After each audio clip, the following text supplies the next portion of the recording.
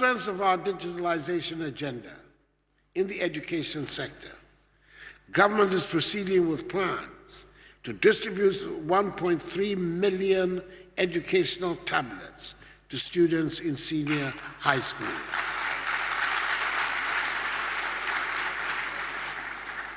That is one student per tablet under the Ghana Smart Schools project. The tablets are fitted with digital contents to aid research, teaching, and learning. At the tertiary level, government plans to provide, at a discounted price, tablets and laptops to students and lecturers to facilitate academic work. Though largely successful, government continues to seek innovative ways to boost further the free SHS policy. Government is convinced that the next phase of free SHS enhancement will be propelled by digitalization. This will allow a seamless online and offline teaching and learning experience. Indeed, the enhanced free SHS school will be environmentally friendly, boost academic performance, fitted with interactive displays, interactive learning, and increased productivity, which is what has given birth to the Ghana Smart Schools project.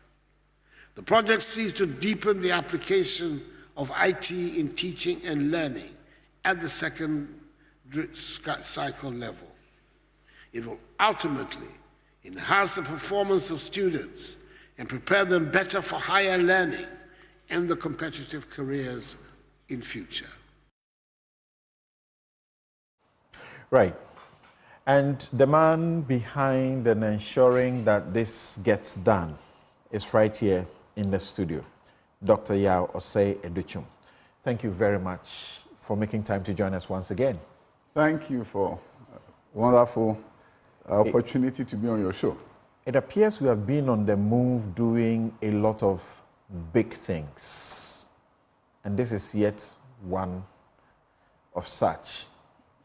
You are here for this, but I'll shelve that to the next by the time we are out of this place. So what is it? Smart schools. What is it? Smart schools. Before we get to smart schools, may I take this opportunity to wish all your viewers a very happy Easter, and also to wish my boss, the president, a belated happy 80th birthday. Samson, there's something going on around the world. We are now in the fourth industrial revolution. The first industrial revolution, or the revolution of the steam engine, the world was jubilating over the steam engine. Then we move on to electricity. Africa participated. The first president of this republic started building industries to respond to the electricity invention. And from there, we went to the era of computers. Big mainframe computers may not fit into a space like this. Then things changed. Now they are so small. And then we've moved on to the fourth industrial revolution, which is the fusion between the biological and the electrical, artificial intelligence world. And it's estimated that within the next 10 years, 40% of all jobs that we know will disappear. In fact, it is anticipated that in the developed world, it will be about 60% of the current jobs that will no longer be in existence. Our education system has to respond to the fourth industrial revolution. In fact, in countries like Singapore, they are not talking smart schools, they are talking smart nation. About 30 years ago in the United States of America, they were anticipating a smart nation, and in various communities, grants were given by federal government for non-profit organizations to build tech centers where people can walk in and learn use of computers for free so that they can participate in society. So our society with digitalization is being moved in a certain direction. And that direction that we are moving into means that we digitalize systems, but we have to digitalize our citizens.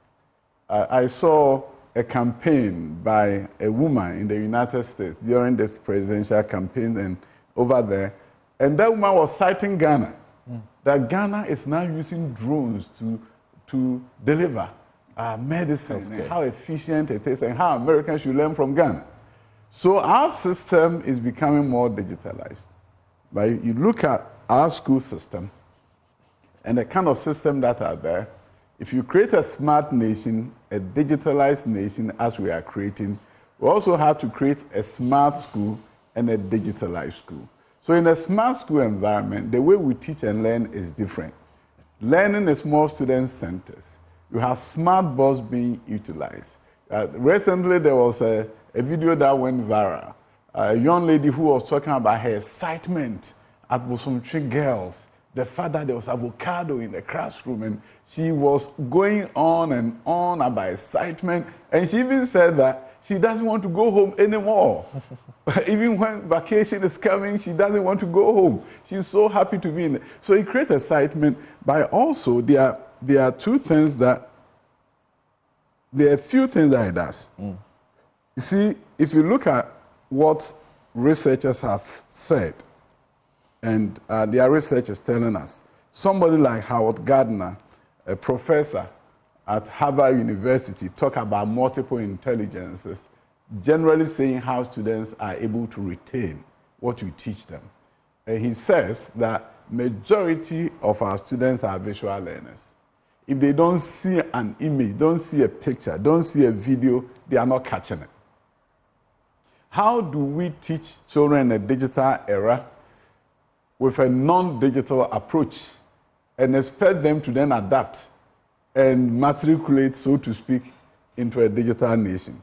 That is why smart schools come in. But apart from enhancing teaching and learning, which is so key, one critical thing is that I define technology as a learning tool as well as a tool to be learned. So not only should you use technology to enhance teaching and learning, that is from a layman's perspective, technology will enhance teaching and learning, great.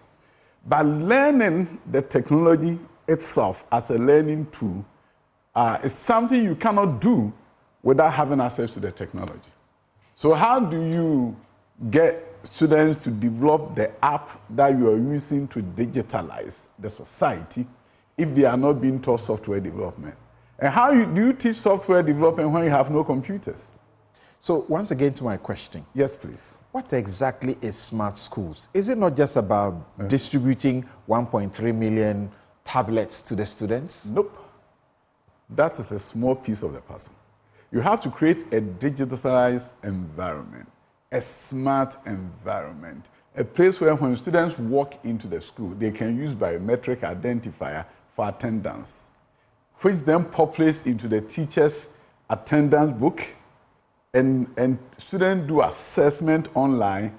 Then the AI-infused grading is done, and the grade then goes to the teacher's grade book, where you minimize the use of notebooks and exercise books, and assignments are done online, where you're able to customize teaching and learning in such a way that a group of Form 1 students who come to Form 1, they do a diagnostic assessment.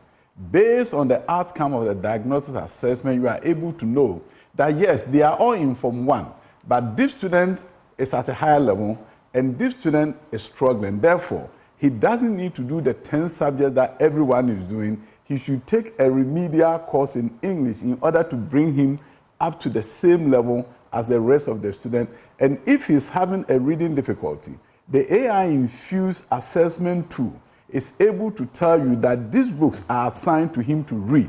After he finishes reading these books, which are, by the way, on the device, he should come and do this assessment. And when this assessment is done, you're able to know if the student is moving up or not. So instead of having students assigned to computer labs, and in some schools, maybe there are 2 computer labs. So if you really want students to go there and do this assessment, it's going to take you 1 year for everybody to go through. You have the device in front of you. Not only are you doing this diagnostics and you are using it to enhance teaching and learning, visual art students can now do design. We're struggling with classes. School infrastructure. Yes. And you are now talking about a new kind of infrastructure. Yes. And as I understand, you are seeking to build 100 smart schools. 30 are supposed to be completed by close of this year, and the remaining 70, is it in the next 2 years or next year? Next 2 years. You see, when you talk about school infrastructure, Solve our basic problems first. which are the basic problems? The basic problems, as you alluded to, provide more spaces for students to learn. And this complements that idea of getting more spaces for. So it's not contrary. When you build a smart school, you are creating more seats.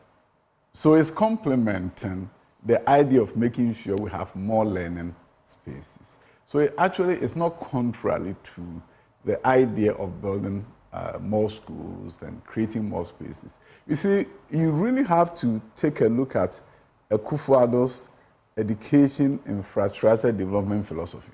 But before you get to Akufo-Addo, let me briefly talk about President Kufuor. He converted existing schools to high-performing learning environment, Odogono. You have schools like Kumasi Anglican. They all became Category A schools because of his conversion. Edu Senior High School, a number of them across the country. He was able to do that by converting existing schools, adding more facilities to them so that they can move out to become desirable schools. And then after President Kufuor, then came President Mills Mahama. The approach was, let's build new schools. So building new schools, their approach was the day schools, E-blocks.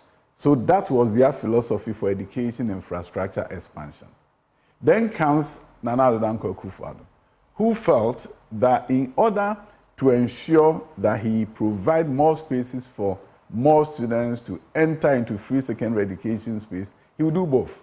So it's a combination of Kufuor and Mills Mahama in terms of the infrastructure development approach. So if you heard him as he presented the smart schools, not only are we doing new schools, but existing schools. For example, Accra Academy, through the Get Fund formula, there's a amount allocated to convert spaces there into smart classroom spaces. So existing schools are seeing intervention under Nana Addo Dankwa Akufo-Addo. If you go to a school like KSTS in Kumasi Secondary Technical KSTS, School, yeah. more buildings have been put up. In fact, the new buildings at KSTS could have been a separate campus.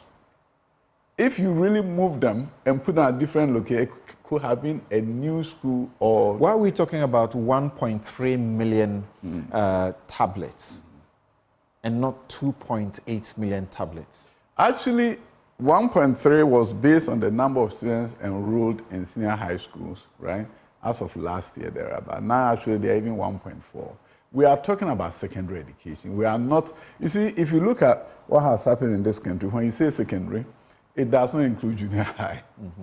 In a typical country, most places, junior high is secondary. But in our case, the pre-tertiary education Act says that we have 2 years of KG, we have 6 years of primary, 3 years of junior high, and they are all basic.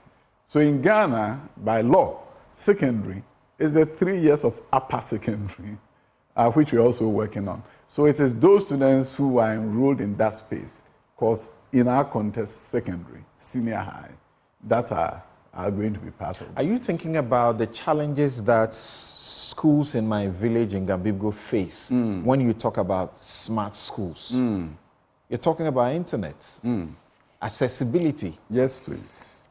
You see, the thing is this. We have done something very unique. When I say we, the government under the leadership of Nana Addo Dankwa Akufo-Addo, we have confronted the issue of secondary education infrastructure without leaving out basic schools. I mean, it will amaze you to know that Arab Development Bank has given us funding. We are building new schools, replacing dilapidated schools, so that you can really create a smart school environment there. It may not be a huge building, but you're talking about whatever small building you have, you can use mobile labs. You can use laptops to teach them what they need to know compared to schools that are in urban areas.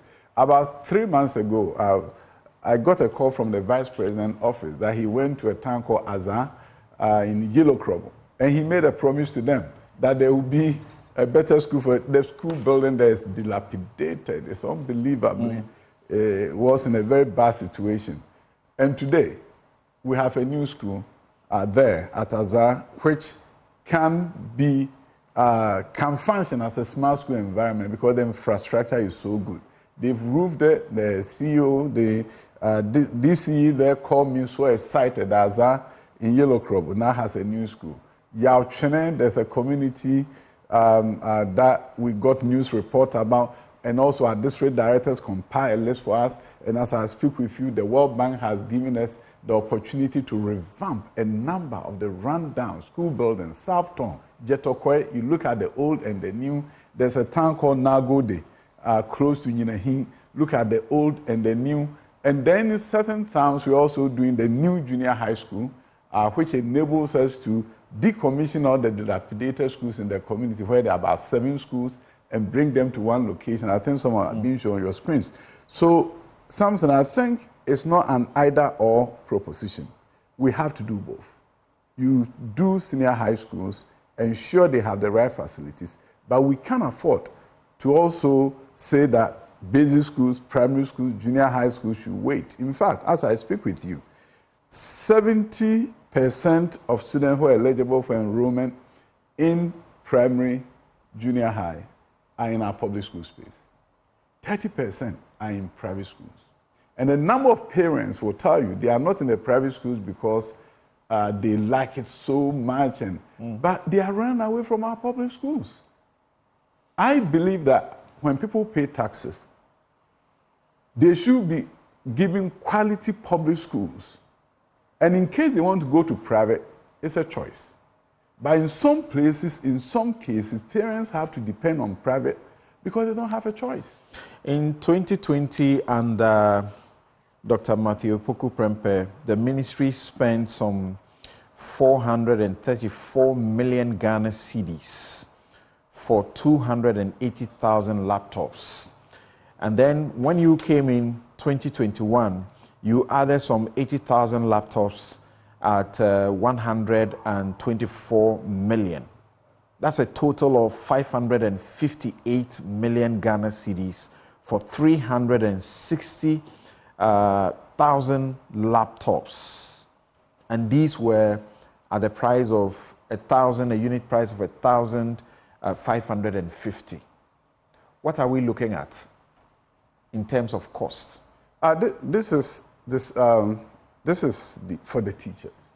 Yes. And in fact, they paid through their professional development allowance 70% of it. 30%. And the government paid the rest, which was the 70%. So it was a kind of a different arrangement in terms of the cost and then who was bearing the cost. In the case of the tablet, it's wholly funded by government. No participation from parents or from students. And we have made a budgetary allocation through the GET Fund for the first 450,000 that has come out, that has been delivered to us, ready for deployment in our schools. So this is what we have on the desk here. Yeah, this is an example of all right. what they call the schoolmate. Yes. Student-mate one. Student-mate one. Yeah. So this is what we have here. I think we showed one. Okay. Yeah. This is it comes with a keyboard. All right. So even though it's a tablet, when you take out the keyboard, it makes it function. I get it. Yeah, as a laptop. So you just fix it here, and then you type from here. But you can also use this. Yes, right. Itself. Okay. And then you have the power bank that comes with it.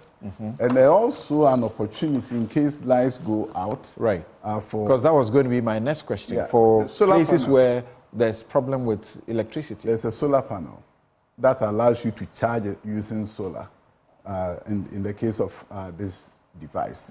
So that is in response to the issue of maybe erratic power supplies at certain times. Is this part of your attempt to do away with fiscal textbooks and so on?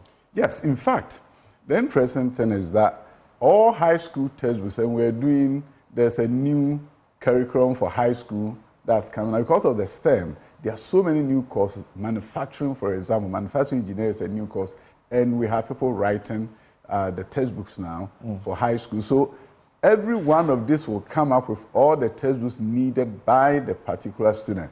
So if you're a general art student, all the textbooks that you need will be here. And the interesting thing is that it's not going to be a PDF version of the book. It's an ebook.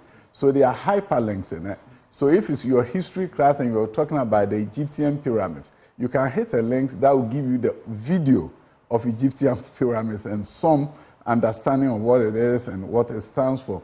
So in essence, you, as a student, don't need to take a hard copy book. Everything will be here. And the company has also purchased the license with publishing, made arrangements. So if it's Akiola book will be here. But the book is now being redesigned to make it an e-book, which means it has electronic features that allows you to get videos of things that have been said. So if there's a past question, for example, you can go to the past questions section. When you click on it, the solution will come to you in the audio or video, so that you get a more adequate understanding of what the concept is. We are talking about 1.3 million tablets, and you just said you have taken delivery of 450,000 tablets. I understand that is to cost you 112 million Ghana cedis, correct? And why is that? Why is 450,000 instead of 1.3 million? You see, the 450,000 is a little less than 30%. You see, the deployment is such that it's in phases. So you do it in 3 phases that you cover for this? Yes, okay. But the first phase, which is hitting the regions and the schools in the next coming week, is going to 30 schools. Okay. 32 schools in the 16 regions. And that one is the first one that is going out. So once you get to the school, there's a dashboard that informs us that the tablets are here. The whole idea is to ensure that you do a phased approach to deployment and don't get the system overwhelmed. And once you get the first 32 schools done, within a week, 2 weeks thereafter, the rest, which is phase 2, also start moving to the schools, so that the teachers are being trained. In fact, some have been trained. The 32 schools, they've all been trained. Right. And then you have, the good news is that now we have ICT coordinators at high schools. So they are the local level, they are the focal point of the whole distribution. And they are the ones who facilitate the training of teachers and provide just-in-time training for teachers in the classroom. So it's a phased deployment. I understand the unit price is about 250 Ghana cedis. So that will bring us to about 50 Ghana. No, not 50. Not cedis. Is it dollars? Yeah, it's and in that case, the 112, million, all of it together will bring us to 337 million Ghana cedis that you are investing into this. You already have issues with free SHS, and you need to pump money to resolve the teething issues, and you are adding onto that. You see, the interesting thing about free senior high school, you see, you can have logistical challenges, and that's not a budget issue. So we have 1.4 million mouths of children that we are feeding a day. You can have a challenge where food may not have reached a certain location in a timely fashion. And you see, headmasters are very creative. I've seen Ashanti region, for example, where I was talking to a Osei Senior High, which is a distribution center. So there are times when another distribution center may not have certain items, and they come to Osei to get one for Konongo, so that everybody will get. So you can have a logistical issue, not a budgetary issue. Budget allocations are made. You can have a cash flow issue, not a budgetary issue. So once you facilitate the cash flow and get the funds in a timely fashion, you have what you need. So the idea is very simple. There are some who will say, use that in providing for, and say, no, there's a budget. There's a difference between a budget allocation and a cash flow allocation. And in fact, I can use Get Fund money, which is being used for this, for student feeding. So even if I wanted to, the law does not allow me to tell Get Fund, I need your money to buy food, instead of the tablets that you have allocated funds for in your funding formula. So there's a difference between a cash flow logistical issue and a budget issue. So at the end of the day, I'm not saying that we don't have to streamline our distribution in such a way that we can remove the logistical challenges that may lead to some challenges in terms of food. But even that, you see, recently there were documentaries, and I deployed people. I personally got involved, went to PRESEC. Interesting about PRESEC was that about a quarter of their dining hall, which I didn't like, had been converted into a distribution. So when I went there was food everywhere for other schools to come and pick up from PRESEC. So I was saying to myself, can you tell me PRESEC? And I went there, the children were eating bread and eating everything. So what I'm saying, there can be glitches, but it's not a wholesale kind of challenge that you don't have money to buy food. And why do you buy tablets?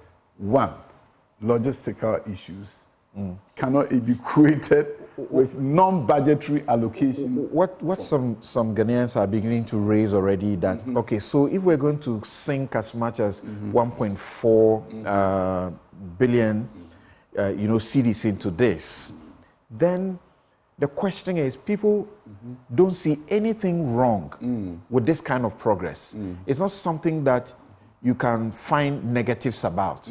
The question is sustainability and the implementation process. There were teacher laptops, there were issues with it. What's the assurance that this will not suffer a similar situation? My brother, the critical thing is, when you sit at where I sit, you are looking at the sense of urgency that brought you here. The ICT policy that brought you here, which we have. Your education strategic plan that brought you here, and what you are doing. I can say that STEM is something that we're implementing very well in this country. Look at the facilities that we've done. Look at the campuses, new ones that we've built. You look at STEM Academy, and you look at what we are doing there. Then the next question is digitalization across the length and breadth of this country. How do you bring digitalization full circle? Full circle means they have to acquire 21st century skills. So when I sit here and go to my office, what I'm looking at is, how do I implement this so well that Ghanaians will see that this has inured to their benefit? That we are creating the 21st century skilled labor force that our nation needs to participate in this fourth industrial revolution. Laptops are going to get faulty. Who is going to be fixing them in the villages, in the hinterland? Who is going to be taking care of them? In various schools, what you're going to see is that schools with a certain population, 1,000 or more, will have a center there. Okay. When things go wrong, it will be fixed at the school. In fact, what I like How about abuse of the gadget? Abuse of gadgets happen all the time. But when students know that literally their lives depend on it, they have to turn in their homework based on this, they are careful. I'll give you an example of what I did in one of my schools in the US. One interesting that happened when I deployed laptops at the time, we were dreading that the students who lose their laptops, in fact, we have insurance on it. It turns out at the end, after 3 years when we evaluated the deployment of laptops in my school in the US, that 100% of the students' laptops were intact. It was rather the teachers who lost. Oh, interesting. So you see, sometimes we underestimate the care that students give to things that matter to them. When they know how this matters to them, they are not going to just destroy it. When they know that my homework is not going to be done if I don't take good care of this, and you train them well, and somebody is there to fix it for them, and there's an insurance on it, things work in some very unique ways to really amaze you. I admit we have had a very limited time and we should be able to explore this a lot more. But there are those who are saying, well, he's seeking to, as it were, take a benefit from this digitalization process to align with the vice president so that eventually he becomes the best match for the vice president. Do I have Is that part of your goal? Do I have that authority? So that you be the running mate and become the vice president if he wins elections? This is very Dr. interesting. Edicho. I've never heard anybody Thank ask you. me, but you are something. So Thank you very much for that cannot be. spending your morning with us. Time is up? Yes, thank you very much. A couple of questions coming up about those implementing this and their relationship or association with companies that have had issues in the previous deliveries and so on. We'll look at all of that subsequently. Once again, thank you very much for your time. Can't believe time has gone so fast. Yes. Thank you for inviting me. And You're I most hope you welcome. invite me again. We wish you the very to speak best. about this and many other issues. Right.